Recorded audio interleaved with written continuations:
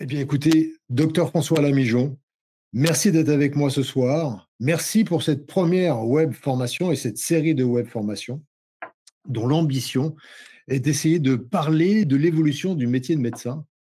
Parce qu'en 40 ans, il s'en est passé des choses, hein, docteur. Mais avant ça, juste, je vais vous présenter rapidement, mais on reviendra peut-être dessus. Mais j'ai le plaisir donc d'avoir avec moi docteur François Lamijon, qui est à la fois docteur en physique, et c'est un sujet qui va nous intéresser, puisqu'on va parler notamment de médecine vibratoire ce soir, et aussi docteur en médecine, tout en sachant que vous avez fait votre parcours essentiellement dans l'univers de l'esthétique et également de l'anti-âge. Donc vous avez une vision historique aussi, puisque sur les 20 ou 30 dernières années, il y a eu quand même des évolutions majeures. La société a quand même pas mal changé. Et comment est-ce que vous, d'ailleurs, vous évoluez, vous évaluez cette évolution de la médecine sur ces 40 dernières années? Est-ce que c'était mieux avant? Est-ce que c'était mieux après? L'instant que tout le monde arrive, ça m'intéresse d'avoir votre vision. C'est pas trop mon domaine, ça. Je laisse aux confrères qui travaillent en médecine de soins avec les difficultés qu'ils connaissent aujourd'hui, compte tenu des évolutions de la société et compte tenu de l'état d'esprit et de la mentalité des gens. C'est pas facile. Et c'est vrai que nous, en médecine, entre guillemets, esthétique anti-âge, c'est plus facile, même si on doit avoir des consultations qui sont longues. On a l'avantage que ces consultations longues, qui vont faire le tour de la personnalité des gens, sont bien payées. Voilà. Et on peut aller engager des processus de discussion. Une consultation, moi, initiale, c'est 1 heure, mais elle est à 100 euros. À 100 euros, bien sûr, si les personnes signent un devis de 3 000 euros de soins lourds, on intégrera ces 100 euros. Mais on ne perd pas notre temps si les gens ne reviennent pas. On en reparlera éventuellement de la mise en place de cette prise en charge. Mais ce qui est certain, c'est que la société a changé sur ces 40 dernières années. Et cette série de web formations, elle est vraiment faite et construite pour essayer de mettre la lumière, sans jeu de mots, puisqu'on va en parler un petit peu ce soir, sur l'évolution du métier du médecin. Et le médecin qui pouvait être assez limité dans une prise en charge de la maladie, de la thérapie, aujourd'hui, on s'aperçoit que son rôle peut avoir un intérêt d'une façon un peu plus globale, tout en sachant que aujourd'hui, l'intelligence artificielle va changer beaucoup de choses sur cette médecine, entre guillemets, traditionnelle. Et d'ailleurs, les pays anglo-saxons, j'invite à tous ceux qui vont regarder cette web formation, à jeter un œil sur Babylon Health, par exemple. Alors, ils sont absents sur les pays francophones, mais aujourd'hui, sur les pays anglo-saxons, le médecin va, dans certains actes de base, être peu, enfin, plus ou moins remplacé par l'intelligence artificielle. Alors, bien ou pas, je ne suis pas là du tout pour critiquer. Ce qui est sûr, c'est que c'est une évolution sur laquelle on va avoir du mal à aller contre.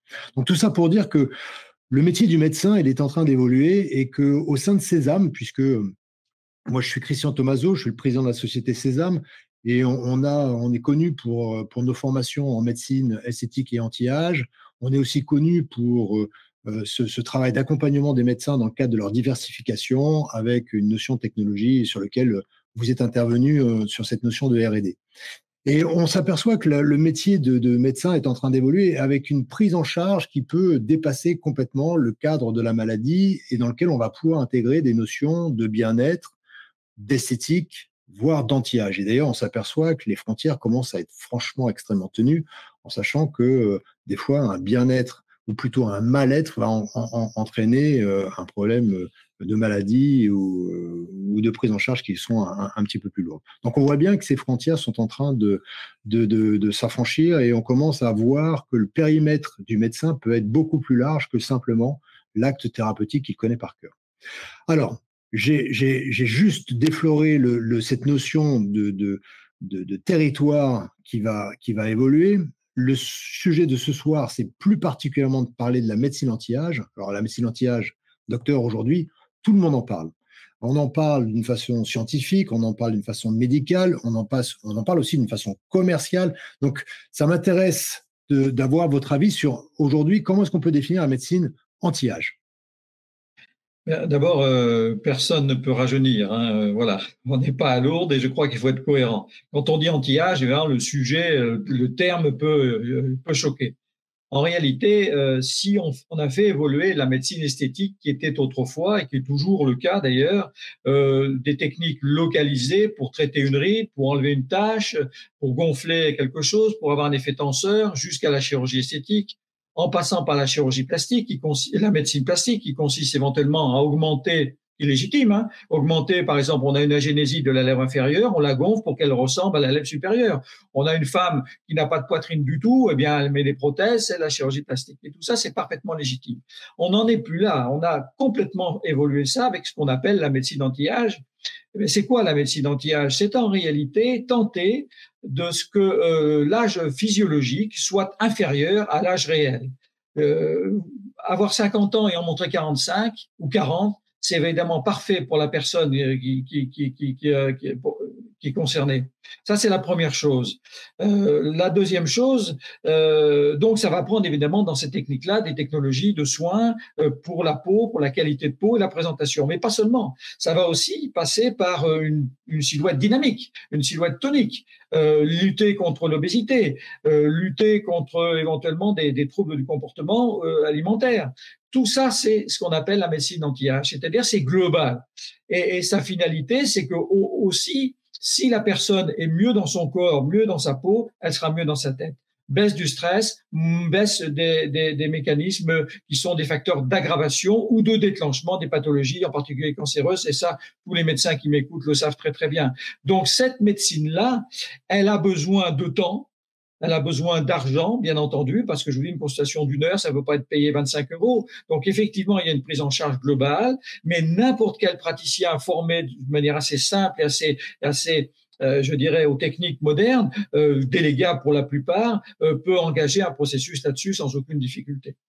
Alors, vous avez abordé la demande qui est en train de se structurer, à la fois sur alors, pas forcément rajeunir, parce que bien évidemment, on est bien d'accord qu'on ne peut pas rajeunir. On peut simplement lutter contre les effets du temps et être la meilleure version d'elle-même. Vous avez parlé un petit peu de silhouette, mais concrètement, quand un médecin s'intéresse à la médecine anti-âge, est-ce qu'il y a un protocole particulier, une technologie particulière que vous recommanderiez en particulier? Alors, nous, on a défini 3 niveaux d'intervention. Le niveau 3, la chirurgie, les actes lourds, j'en parle pas. Le niveau 1, ce sont des techniques qui sont des techniques non invasives et quasiment sans effet secondaire. Elles sont soft, elles sont douces. Il y a 2 mécanismes de niveau 1, l'induction tissulaire et la thermique douce. Alors, l'induction tissulaire, c'est quoi?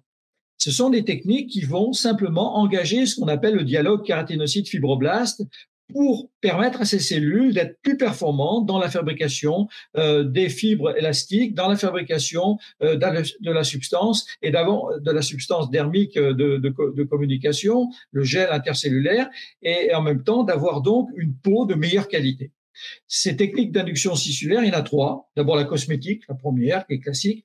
Il y a 30 ans, on m'aurait demandé, j'aurais dit la cosmétique, ça sert à rien, c'est faux. Aujourd'hui, on sait que ça marche bien. Ça marche en modifiant, à part l'effet filmogène et tenseur immédiat, ça va changer l'environnement du kératinocyte et avoir un effet de stimulation. Et puis, après la cosmétique, il y a la mécanotransduction, c'est-à-dire le simple fait de faire des massages sur la peau va bouger et va informer le kératinocyte qui va exciter le fibroblast pour fabriquer du collagène.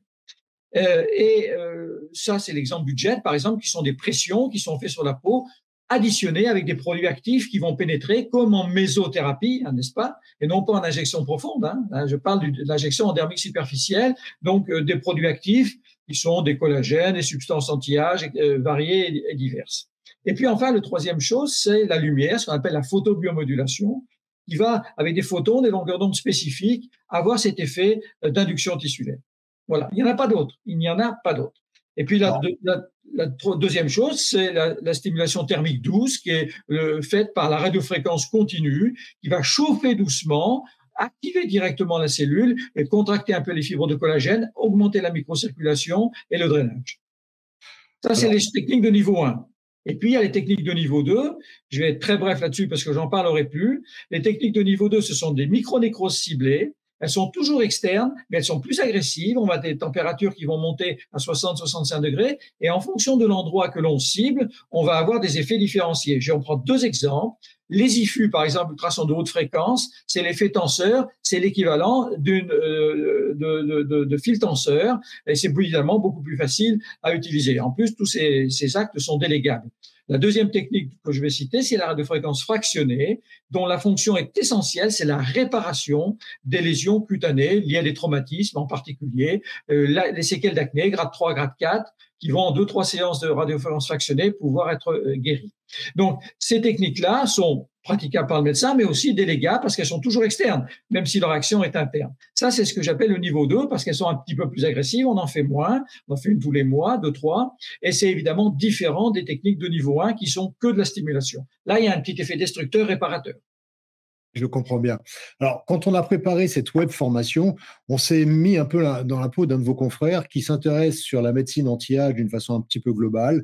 Il voit bien qu'il y a une demande de ses patientes ou patients d'ailleurs, parce que c'est de plus en plus aussi recherché chez les hommes, qui se met en place au sein du cabinet. Et on s'est interrogé sur comment est-ce qu'il pouvait éventuellement démarrer ou prendre en charge. Et vous m'avez dit, la photobiomodulation est un sujet qui peut être particulièrement intéressant. Est-ce que, alors vous en avez parlé en parlant de LED, mais pour ceux qui ne connaissent pas ce pouvoir de la lumière et ce pouvoir de la médecine vibratoire, est-ce que vous pourriez expliquer un peu ce qu'est le LED? Alors, on a un dispositif sur lequel vous avez beaucoup travaillé, qui est juste derrière moi, que vous voyez, qui est le Regulite XP, mais en quelques mots, en quoi les LED, la photobiomodulation peut avoir un intérêt quand on parle de médecine anti-âge ou quand on parle de médecine? On a combien là? On a la journée entière, la nuit, on en a pour 2 jours, parce que c'est tellement fabuleux, c'est compliqué. Je vais essayer de le synthétiser le plus. Aujourd'hui, nous avons franchi des étapes. Il faut savoir que tous les centres de cancérologie aujourd'hui s'équipent d'appareils de photomodulation pour réparer les radiomucites et les radioépithélites. Donc, de plus en plus, dans tous les domaines, de toutes les spécialités, le nombre de chirurgiens plastiques aujourd'hui, tu opères, tu fais une cicatrice, tu sais très bien que tu vas engager un processus cicatriciel que tu ne maîtrises pas. Grâce à la photobiomodulation, ces mécanismes sont régulés. Alors, de quoi parlons-nous? Il s'agit de photons de faible énergie globalement. Si on prend par exemple un laser, si je prends un laser d'ophtalmo, par exemple, vous allez envoyer de 100 millijoules à 1 joule, par exemple, en une femtoseconde, c'est-à-dire que vous allez envoyer une énergie en 10 moins 15 secondes. Là, vous allez envoyer 20 joules en 15 minutes. C'est la durée moyenne de 15-20 minutes. Donc, c'est une douce énergie, d'accord, dont la pénétration va être dépendante de la couleur, donc de la longueur d'onde. Okay. Le bleu, on va rester en surface, c'est directement lié à la destruction de la bactérie P. acnes pour l'acné et puis assécher les peaux grasses. Le vert va agir comme get control et comme régulateur de la mélanocytose pour ce qui est des couleurs. Pour la get control, c'est la couleur de la douleur. Ensuite, le jaune est un effet tenseur, hydratant et anti-édémateux. Le rouge est l'anti-inflammatoire et l'infrarouge est le réparateur en fonction de l'ADN. Ça, c'est absolument capital et c'est absolument validé dans le monde entier aujourd'hui. Il faut savoir que il existe aujourd'hui plus de 5000 références validées dans le monde. Aujourd'hui, la WALT, l'Association mondiale de photobiomodulation, qui est présidée par le professeur Ben Sadoun à Nice, qui est un cancérologue, radiothérapeute, la WALT a donné ses propres définitions. Il y a eu le congrès il y a 1 an à Nice. De toutes les spécialités, il y avait énormément de médecins du monde entier, donc beaucoup de gens s'intéressent à cette technique-là et s'en servent dans leur pratique médicale. L'avantage de cette technique-là, c'est 0 danger, 0 risque et 0 effet secondaire. C'est 100% déjà pour en bénéficier. Donc, toutes les spécialités, tous les domaines. Alors, ça va bien sûr de l'esthétique à la dermatologie atopique, en passant bien sûr par les douleurs, par le get control, je l'ai expliqué, les actions anti-inflammatoires. On a 2 processus qui bloquent l'inflammation. Lorsque le processus s'engage d'une inflammation, elle est nécessaire. Mais si elle va trop loin en matière de cicatrisation, c'est là qu'on peut avoir une kéloïde. Eh bien, on va bloquer ce processus réparateur au moment où il est suffisamment performant. Alors, comment ça fonctionne? Vous voulez que je vous explique comment ça fonctionne, c'est la cellule? Oui. Alors, en fait, il y a le fonctionnement de la cellule, et ce qui sera intéressant, c'est puisque quand on parle de médecine anti-âge, il y a 2 sujets qui reviennent assez régulièrement, qui sont complémentaires ou qui peuvent s'opposer même. D'un côté, vous avez la notion d'esthétique, donc ce qui peut être intéressant, c'est d'expliquer pourquoi. Est-ce que, alors, vous parlez du dialogue kératinocyte, ça peut être intéressant de revenir sur cette notion-là, en quoi la lumière va avoir un intérêt. Et puis, il y a quand même un élément que vous venez de glisser, c'est sur la notion de douleur. C'est-à-dire qu'on s'aperçoit dans ces cas-là que le Régulite XP peut avoir un intérêt aussi sur quelque chose qui n'est pas esthétique, là, puisque la douleur, on n'est pas dans le domaine de l'esthétique. On peut être dans le domaine de l'anti-âge, en revanche, parce que malheureusement, quand on vieillit, il peut y avoir des douleurs. Donc, ce qui m'intéresse, c'est on revienne sur cette notion de comment ça fonctionne, et peut-être avec un focus sur ces deux thèmes. Alors, les cibles, ce sont quoi? Ce sont des cytochromes, c'est la chaîne mitochondriale, vous savez, la respiration qui fabrique l'ATP, donc l'énergie de la cellule, avec des mécanismes biochimiques. Je ne vais pas rentrer dans les détails, c'est un peu compliqué, le monoxyde d'azote et puis les ROS. Hein. Il faut bien comprendre qu'une cellule, ça naît, ça vit, ça meurt. Comment je définis, moi, la photobiomodulation? C'est le meilleur ratio apoptose-mitose. C'est-à-dire qu'en fait, une cellule, lorsqu'elle va recevoir son énergie, elle va être réparable, elle va s'activer, eh bien, elle va continuer à travailler ou elle va passer en mitose. Et ou alors, elle va être trop abîmée, trop de ROS, avec une sortie des NO vers l'extérieur, une vasodilatation, et elle va être apoptosée. C'est ce phénomène-là qui est fonctionnel. En fait, il n'y a pas de stimulation, c'est une régulation du fonctionnement. Alors, ça fait quoi? Donc, ça fabrique l'ATP. L'ATP, ça fabrique en particulier les facteurs de croissance de toutes les cellules. Comme on passe, par exemple, par la voie de l'hémoglobine, les M sanguins, ça va bien sûr partout dans le système et ça va vers le cerveau. On prend un exemple sur l'étude de Boston, parce qu'on peut en parler pendant des jours. Hein. Il y a tellement d'études que c'est fabuleux. L'étude de Boston, 4 minutes d'infrarouge ont entraîné une augmentation par 10 des brain derivative entropy facteurs, facteurs de croissance des neurones. Ça a été fait sur des malades mentaux avec des phases dépressives ou anxiogènes majeurs, et pendant quelques jours, ils sont revenus beaucoup plus normaux. Donc, on a des capacités de réparation. C'est vrai pour le cerveau, c'est vrai pour toutes les cellules du corps, puisqu'en réalité, ça va bien sûr sur des cibles qui sont des cibles cutanées, mais ça passe aussi par voie sanguine et ça va vers tout. Pour ce qui est des nocicepteurs pour la douleur, ça bloque la transmission des nocicepteurs vers le cerveau et ensuite la douleur est instantanément soulagée. Pour l'inflammation, on va bloquer le mécanisme inflammatoire, on va le réguler et l'inflammation va diminuer extrêmement rapidement. Donc, dans tous les domaines, bien entendu, encore une fois, de médecine, alors bien sûr, on ne fait pas de médecine spécialité par spécialité. On fait bien sûr l'esthétique, régulation du fonctionnement des cellules visibles, mais la dermatologie atopique en fait partie, le psoriasis, les eczémas, tous les dysfonctionnements des neuropathologies. Ça peut aussi concerner bien sûr la chute des cheveux, il y a plein d'indications en esthétique. Et puis en médecine, il y a toutes les indications de la pathologie, que ce soit une pathologie traumatique ou une pathologie médicale. Et quand vous allez agir, par exemple, je prends l'exemple d'un sportif de haut niveau. Il se fait une entorse grave. Vous le mettez sous la machine, 10 minutes après, il a beaucoup moins mal. Vous allez engager un processus de rééducation plus rapide et les durées d'hospitalisation de non-travail des sportifs de haut niveau peuvent être diminuées entre 30 et 50%. Pour un sportif de haut niveau, c'est considérable comme temps. Je prends cet exemple-là. Dans les maisons de retraite, les malades polymédicamentés, hein, quand ils sont atteints de maladie d'Alzheimer, eh bien, je vous garantis qu'avec la lumière, ils ont toujours l'Alzheimer, mais ils n'allument plus le gaz. Il y a une régulation dans les comportements. S'ils ont une pathologie supplémentaire, au lieu de rajouter un médicament, eh bien, on va les mettre sous la lumière. Enfin, c'est véritablement le couteau suisse et ça fonctionne. Encore une fois, ce qui est fabuleux dans cette technique-là, c'est le ratio efficacité-tolérance absolument colossal. Voilà, il n'y a quasiment pas d'échec. En plus, s'il y a un échec en étant derrière, eh bien, on peut modifier les paramétrages. Et là, il faut bien sûr des machines qui aient les 5 couleurs dont j'ai parlé tout à l'heure, le bleu, le vert, le jaune, le rouge et l'infrarouge, c'est obligatoire, des fréquences adaptées. Voilà, parce que il faut des hautes fréquences dans certaines indications, des basses fréquences dans d'autres indications. Là, bien sûr, ceux qui feront ça pourront s'inscrire à la LED Academy, voire au LED Academy international, hein, LED Academy française, présidée par une consoeur dermatologue à Toulon, ou bien par la WALT, bien entendu, où il y a beaucoup de spécialistes de tous les niveaux pour ceux qui seront intéressés dans leur domaine, quoi. Alors, tout en sachant que ce soir, si jamais vous avez des questions, en haut à gauche, vous avez une petite rubrique qui est Q&R. N'hésitez pas écoutez, visiblement, non, c'est dans... Non, visiblement, le chat ne fonctionne pas. Donc, si vous avez des questions, le plus simple, c'est contact@sesamcorp.com et on abordera l'ensemble de ces sujets d'une façon un peu plus détaillée ou un peu plus...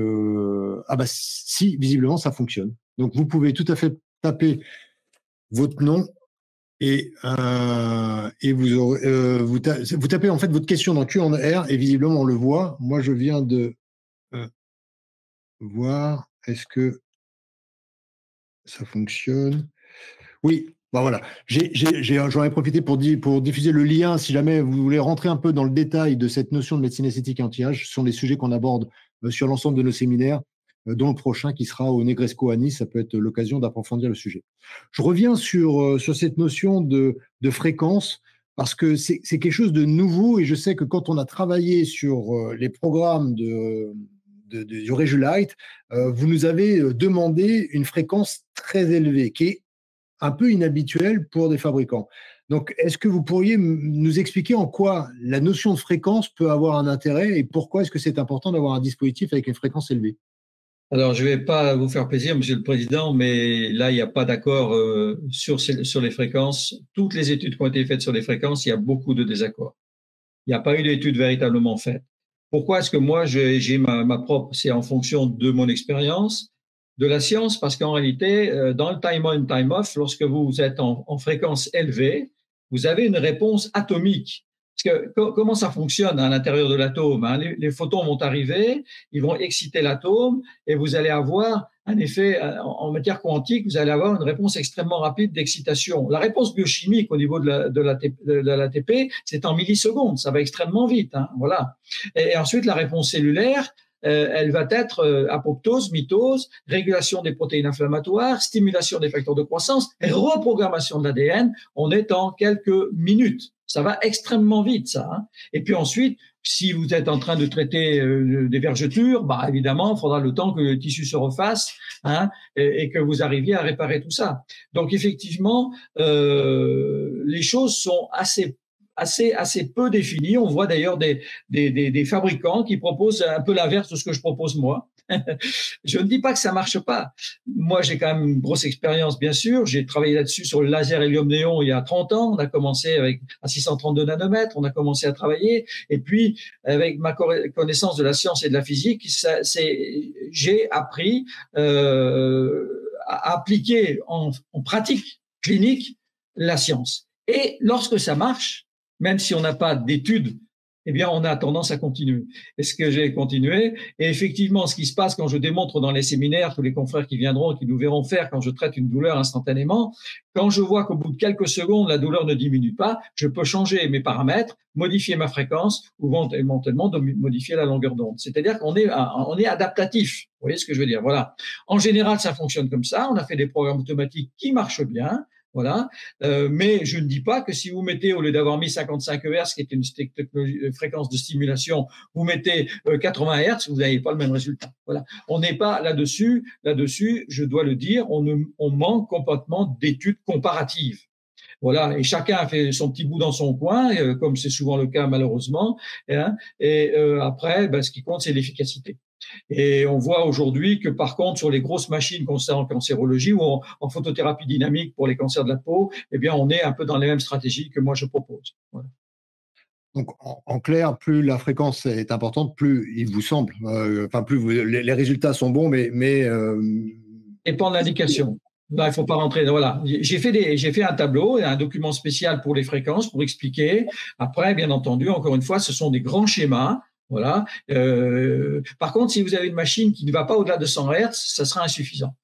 Et ça c'est clair. Par exemple, l'antalgique durable, c'est 500 Hz. Et il faut, ça, je l'ai constaté plein de fois. Si vous faites que des fréquences très basses, 5 Hz, 10 Hz, vous aurez un effet rapide, mais moins durable.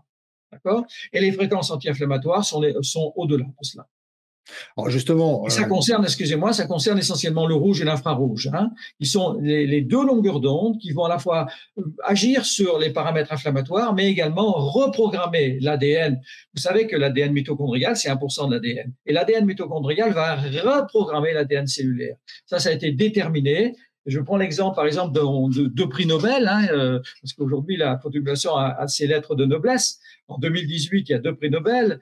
Allison, qui est un Américain, et Honjo, qui est un Japonais, qui ont eu le prix Nobel pour l'action de la lumière sur l'activation des lymphocytes T en immunothérapie pour être capable de détruire les cellules cancéreuses. Prix Nobel de médecine quand même, hein, médecine et physiologie.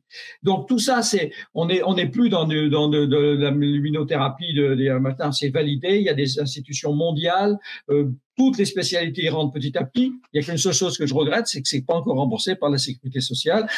J'espère qu'un jour ça le sera. Pour l'instant, on reste dans un domaine tout de même, bon, voilà. Mais vous savez, quand vous avez quelqu'un qui a une ulcère varicoeuse, c'est des exemples que je prends avant que je cesse d'exercer. Une patiente arrive avec une ulcère varicoeuse, elle souffre énormément. Vous faites une séance, au bout de 10 minutes, elle souffre plus. Elle souffre plus. Ensuite, en 3-4 séances supplémentaires, vous allez lui refermer ses ulcères varicoeuses. Eh bien, déjà, elle sera contente de vous donner les 50 €. Hein, il n'y a pas de problème. Hein, voilà. Même si c'est de la médecine, ce serait bien que ce soit remboursé par la sécurité sociale. Alors là, on a parlé un petit peu des fréquences et vous disiez qu'il y a en dessous de 100 Hertz, fallait pas prendre et que plus vraisemblablement, quand on veut traiter la douleur, on est plutôt au-dessus de 500 Hertz. Mais néanmoins, il y a aussi d'autres paramètres comme la puissance. Est-ce que sur les dispositifs de nouvelle génération, notamment le Rejulight, vous avez la possibilité de délivrer un certain nombre de joules. En quoi et comment est-ce qu'on détermine la puissance nécessaire au résultat? La photobiomodulation, c'est pas comme les lasers. Les lasers, ce sont des irradiances. Ce sont des doses d'énergie très fortes dans des temps très courts. D'accord? Ça s'appelle une irradiance, des joules par centimètre carré. Je rappelle pour tous les confrères qu'un joule, c'est une énergie, une machine de 1 watt fabrique une énergie de 1 joule en 1 seconde. Voilà. En matière de photomodulation, comme on est dans des choses douces, on ne parle pas d'irradiance, on parle de dose. C'est la quantité de joules qui sont délivrées dans un temps donné. Alors, on peut prendre des machines extrêmement puissantes et avoir, mettons, 50 joules, puisque la délivrance des joules en esthétique, c'est 30-40 joules, et en médecine, ça va à 60-70 joules. D'accord? On peut prendre des machines qui vont délivrer 50 joules en 5 minutes. Il y a des machines qui existent. Par contre, il faut que vous sachiez qu'en physique, toute la transformation d'énergie qui n'est pas faite en photons est faite en chaleur. Et en chaleur, ça diminue l'activité du photon. Donc, il faudra mettre des évacuations de ventilateurs qu'on met un peu partout, mais plus gros, et la machine coûtera encore plus cher. Donc, nous, dans notre stratégie, ça a été d'avoir un ratio d'efficacité et de temps adapté à l'esthétique et à la médecine. On est en moyenne entre 15 et 20 minutes. Les gens n'ont pas le temps de passer 45 minutes pour des toutes petites machines qui ne marcheraient pas. C'est le cas de tous les masques que l'on voit un peu partout qui n'ont pas une efficacité très importante, mais bon, voilà. Mais surtout un temps très long. Ou alors des machines très, très rapides, comme en photothérapie dynamique, où là, il faut 5 minutes parce qu'on traite des cancers de la peau. Et les machines sont très chères, ça vaut 80 000 €, et je ne vois pas l'intérêt. Donc, nous, on a calculé un ratio entre les deux pour avoir un temps adapté et une dose qui, elle, correspond, je vous dis encore une fois, en anti-âge, on est entre 30 et 50 joules, et en médecine, on est entre 50 et 80 joules. D'accord. Donc, il y a la notion de longueur d'onde qui donc donne une couleur, il y a une notion de fréquence et il y a une notion de délivrabilité de joules. D'énergie, de quantité d'énergie délivrée. Et tout ça, en fait, est orchestré sous forme de programmes, soit un programme expert où là, vos confrères peuvent décider du choix de ce qu'ils vont faire sur l'ensemble de ces 3 paramètres, mais vous avez aussi réfléchi à des programmes. On a évolué sur ces programmes, puisque auparavant, on avait parfois des effets un peu stroboscopiques ou des changements de lumière. Aujourd'hui, vous êtes revenu sur d'autres sujets. En quelques mots, en quoi les programmes facilitent la vie des praticiens? En tant que physicien, je ne peux pas accepter qu'on envoie des photons de longueurs d'onde différentes en même temps. Parce que s'ils sont en opposition de phase, il n'y aura aucune efficacité. Donc, ce que l'on fait, c'est qu'on va cibler le chromophore. Si, par exemple, je veux traiter une peau grasse ou une acné, je vais prendre le bleu et je vais envoyer du bleu. Voilà, on est clair. Après, si je veux traiter également dans le même temps, parce que l'indication nous propose, etc., sur une peau un petit peu plus abîmée, eh bien, je vais faire du bleu, puis ensuite, je vais faire du jaune, c'est-à-dire que je vais descendre en dessous. Je ne vais pas commencer par le bas pour aller vers le haut. Ça n'a aucun sens. Il faut savoir que les photons, il y a des photons qui sont réfléchis, il y a des photons réfractés selon les lois de Snell-Descartes, il y a des photons balistiques qui traversent l'ensemble du corps, il y a des photons qui sont absorbés et réémis. Et quand vous allez réémettre des photons qui étaient en bleu, puis qui sont absorbés, puis qui sont réémis dans une autre longueur d'onde en rouge, c'est peut-être plus la peine d'envoyer du rouge. Donc tout ça, c'est calculé par rapport à des notions de science et par rapport à un objectif clinique.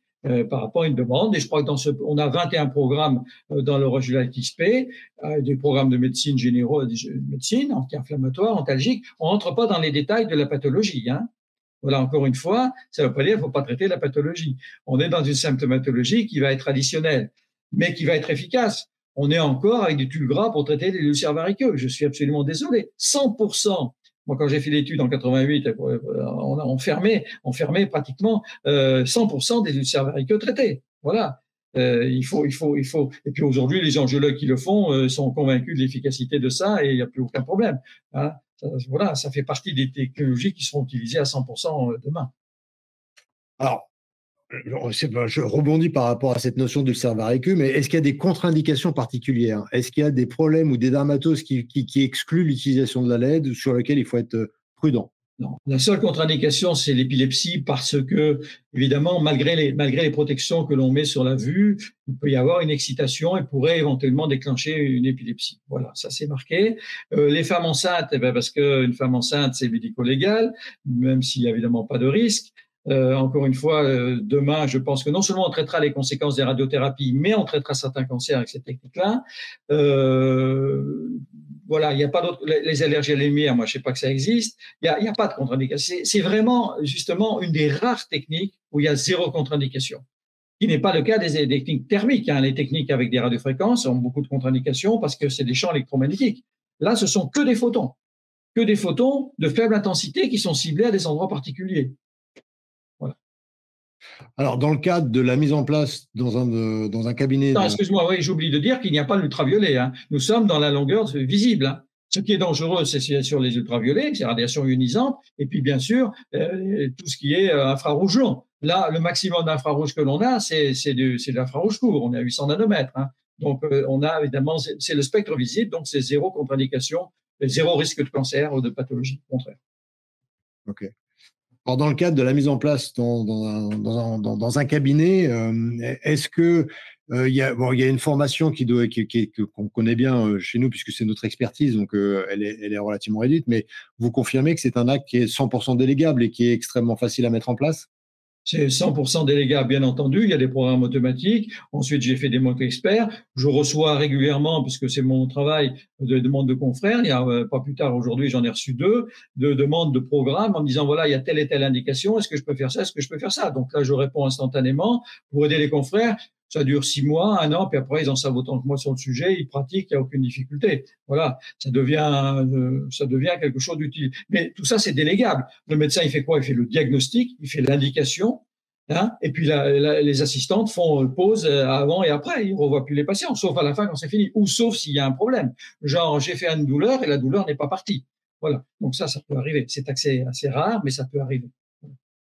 Alors, je profite, si jamais vous avez des questions, je pense que c'est le moment, puisqu'on arrive un petit peu à la fin de cette introduction qu'on voulait limiter à 30-40 minutes. Donc, l'idée est d'apporter un premier regard sur cette notion de médecine anti-âge, de bien comprendre que le médecin a une carte à jouer avec une prise en charge qui peut être simplement, alors on parlait des crèmes ou de l'induction tissulaire, mais avec une notion qui peut être intéressante, qui est la photobiomodulation, avec des applications qui sont à la fois dans le domaine de la médecine, parce que quand vous parlez de traitement d'ulcère variceux, de douleur, on n'est plus vraiment dans la médecine anti-âge, et on est dans la médecine un petit peu traditionnelle, et que c'est un dispositif qui va bien dans l'univers de la médecine de façon générale, puisqu'elle prend en charge l'ensemble des sujets. Alors, on aborde l'ensemble. Oui, il y a un sujet très important qu'il faut aussi additionner. Il faut bien comprendre que les mécanismes tissulaires, la réception de ce que l'on fait dans les tissus va être fonction d'un certain nombre de paramètres. La lumière, qu'est-ce qu'elle va faire? Si vous faites un acte lourd, en esthétique, si vous êtes médecin esthétique ou si vous voulez faire des peelings ou si vous voulez faire des injections lourdes, eh bien, vous allez créer une inflammation. Qu'est-ce qu'elle va faire, la lumière? Elle va réguler cette inflammation et vous aurez un gain de récupération cutanée dans le temps et dans la quantité de manière extrêmement rapide. Ça, c'est le premier point. Donc, elle va limiter les effets secondaires. Je parlais des chirurgiens plasticiens tout à l'heure avec les cicatrices. C'est vrai que pour les plasticiens, mais c'est pas vrai que pour tout le monde. Hein. Voilà. Deuxième chose, elle va amplifier les effets d'une autre technique. C'est-à-dire que vous allez avoir un effet de stimulation d'induction tissulaire douce. Eh bien, elle va augmenter parce qu'elle va agir sur un autre paramètre. Et ça, c'est la particularité, si vous voulez, de cette technique-là. Elle limite les effets négatifs, elle augmente les effets positifs. Donc, on est dans une stratégie. Et ça, quand on comprend ça, c'est qu'on comprend tout le mécanisme du fonctionnement de la photobiomodulation. Et les régulateurs dans le sens négatif, destruction si c'est nécessaire, et régulateurs dans le sens positif, augmentation de l'efficacité à chaque fois. Est-ce qu'il y a des limites à l'utilisation de la lumière? Ou au contraire, est-ce que vous pensez on va s'en servir de plus en plus? Mais demain, mais il y a 100% des cabinets qui s'en serviront. Aujourd'hui, je peux vous dire que tous les confrères, quelle que soit leur spécialité, qui font de la lumière, il est hors de question. Moi, j'ai un copain qui est chirurgien, maxillofacial, cancérologue, il m'a dit, tu m'enlèves mes machines, j'arrête d'opérer. Il est certain que quand on voit, et nous, chaque fois qu'on avait un patient qui sortait d'un bloc opératoire, pour une technique quelle qu'elle soit, même une simple liposuction, eh bien, on mettait la machine dessous, on limitait la douleur, on limitait l'inflammation, on réparait ça, on fait une séance instantanément, on les revoit à 24 heures ou 48 heures après, on en fait une deuxième, et puis c'est parti, il n'y a plus de problème. Voilà, c'est véritablement un confort à la fois pour nous et pour le patient. Bien entendu, quand c'est un acte lourd, c'est intégré sur le plan financier. Sinon, après, on peut traiter que les vergetures, par exemple, voilà, avec des très bons résultats. Il y a pas mal d'études là-dessus. On peut traiter. Alors, je prends les séquelles d'acné, par exemple. On va améliorer un petit peu les séquelles d'acné, mais très modérément. Ce sont des dépressions. Bien entendu, il va falloir aller plus profond pour créer une réparation tissulaire. Voilà. Donc, on est dans de l'anti-âge de niveau 1. On n'est pas invasif. L'avantage, évidemment, c'est que c'est pas douloureux, zéro danger, encore une fois. On en fait 1 ou 2 par semaine jusqu'à obtenir du résultat. Ça dépend de la pathologie, ça dépend si c'est de l'esthétique, la dermatologie atopique. Quand c'est pas un psoriasis, vous avez une poussée de psoriasis, vous traitez 2, 3, 4 séances, la poussée s'en va. Vous attendez la prochaine poussée. Quand vous avez traité une migraine, vous traitez la migraine. À la fin de la séance de la migraine, elle a plus mal, la personne. OK. Vous lui dites, madame, vous rentrez chez vous. Quand la migraine revient, vous revenez, je fais la séance instantanément. Là, il faut être assez disponible. Eh bien, on s'aperçoit que l'intensité des crises et l'intensité diminue et la fréquence augmente. Ça, c'est classique. Si par contre, il reste un peu de douleur, on fait un rappel 24 ou 48 heures après.